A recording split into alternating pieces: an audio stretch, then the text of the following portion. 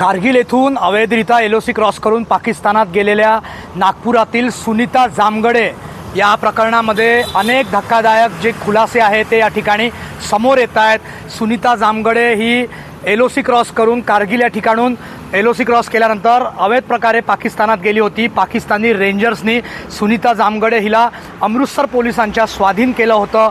अमृतसर पोलिसांनी सुनीता जामगडे हिच्या विरोधात गुन्हा दाखल केला होता।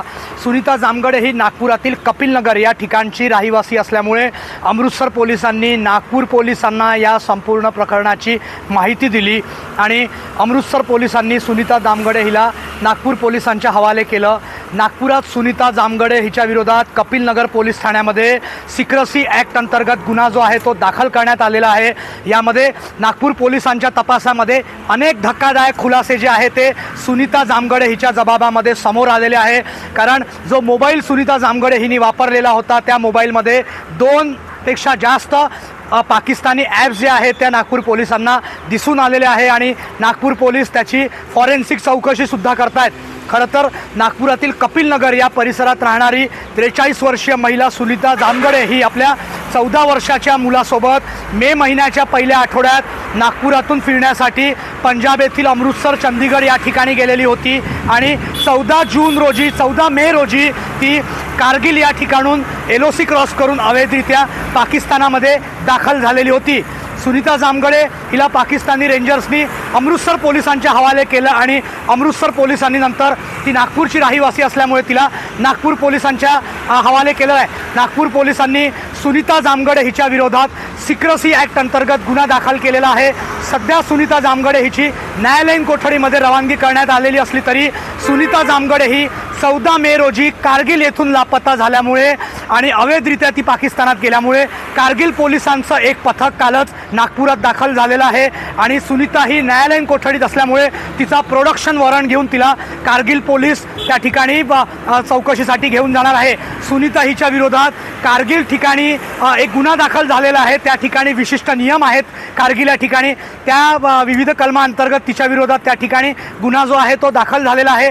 एकंदरीतच या संपूर्ण प्रकरणात सुनीता जामगडे हिच्या जो नागपूर पोलीस तपास करतायत त्यामध्ये अनेक धक्कादायक खुलासे समोर आलेले आहे। या संपूर्ण प्रकरणामध्ये नागपूर पोलिसांचे जे DCP आहेत निकेतन कदम यांनी काय माहिती दिलेली आहे ते आपण जाणून घेऊया।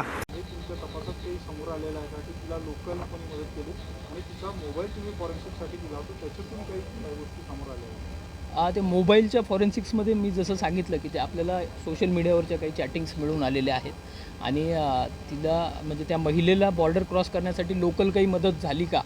आता आपली टीम अजून आत्तापर्यंत कारगिलमध्ये गेलेली नाही आहे। आपण कारगिल पोलिसांच्या कंटिन्युअस टचमध्ये आहोत, त्यांच्याकडून अधिकची माहिती घेत आहोत। त्याच्यामध्ये आपल्याला बऱ्याच जागांची नावं क्लिअर झालेली आहेत आणि त्या महिलेने कुठून बॉर्डर क्रॉस केलेली होती हे देखील क्लिअर झालेलं आहे। परंतु आता कारगिल पोलीस त्यांना कस्टडीमध्ये घेणार आहेत, तर त्यानंतर या गोष्टी स्पष्ट होतील की तिथे लोकल त्यांना काही सपोर्ट मिळालेला आहे का। आपल्याला एक अशी त्यांच्या स्टेटमेंटमधून माहिती मिळाली होती की त्यांनी श्रीनगरपासून तर कारगिलपर्यंत पोहोचण्यासाठी काही लोकल लोकांची मदत घेतली होती, म्हणजे लिफ्ट मागून त्या तिथे पोहोचल्या होत्या आणि आपण त्यांच्या मुलाला देखील त्याच्यामध्ये एक विचारपूस केलेली आहे। त्यांनी देखील ही जी माहिती आहे ही खरी आहे असं सांगितलेलं आहे आपल्याला की त्यांनी लिफ्ट घेतली होती। मग तो जो व्यक्ती होता तिथला त्याचं नाव वगैरे आयडेंटिफाय झालेलं आहे। ते संबंधित पोलीस जे आहेत तिथे श्रीनगर पोलीस असतील त्यांना आपण ते कळवलेलं आहे। त्यांनी देखील त्याची विचारपूस करण्यासाठी त्याला ताब्यात घेणार आहेत। ते आत्तापर्यंत त्यांना ते मिळालेले नाही आहेत, त्याच्यानंतर त्या गोष्टी क्लिअर होतील की त्याचं बॅकग्राऊंड काय आहे त्या व्यक्तीचं। आपण बघितलं नागपूर पोलिसांचे जे पोलीस उपायुक्त आहे निकेतन कदम यांनी ही संपूर्ण या प्रकरणात माहिती जी आहे ती दिलेली आहे। या सगळ्या प्रकरणामध्ये सगळ्यात गंभीर बाब ही की जो मोबाईल सुनीता जामगडे हिने वापरलेला होता त्या मोबाईलमध्ये पाकिस्तानी ॲप्स आढळून आलेले आहे। अर्थात त्याची फॉरेन्सिक चौकशी करण्यात येत आहे। त्या चौकशी अंतीच पोलिसांना माहिती मिळणार आहे किंवा पोलिसांसमोर येणार आहे की या संपूर्ण प्रकरणात काय नेमकं प्रकरण आहे आणि या सगळ्यामध्ये अवैध अवैध प्रकारे LOC क्रॉस करून पाकिस्तानात जाण्यामागचा सुनीता जामगडे हिचा काय उद्देश आहे. परंतु एक बाब मात्र गंभीर आहे की ऑपरेशन सिंदूर नंतर मोठ्या प्रमाणात यूट्यूबर, इन्फ्लुएन्सर आणि पाकिस्तानसाठी हेरगिरी करणाऱ्या भारतातील काही लोकांना अटक करण्यात आलेली आहे. अशामध्येच नागपुरातील कपिल नगर या भागात राहणारी सुनीता जामगडे ही महिला नागपूर या ठिकाणून फिरण्याच्या बहाण्याने गेली होती आणि ती 14 मे रोजी LOC क्रॉस करून, कारगिल या ठिकाणून LOC क्रॉस करून ती पाकिस्तानात पोहोचलेली होती. त्यामुळे ती पाकिस्तानात नेमकं कशासाठी गेली, कोणाकोणाच्या त्या ठिकाणी ती संपर्कात होती, कोणाकोणाशी तिने पहिले संपर्क केलेला होता, याचे खुलासे जे आहे ते त्या मोबाईलमधील ॲप्स आणि त्यानंतर फॉरेन्सिक चौकशीनंतर ही बाब जी आहे ती समोर येणार आहे. अर्थात सध्या तरी नागपूर पोलीस या प्रकरणाचा गांभीर्याने तपास करतायत.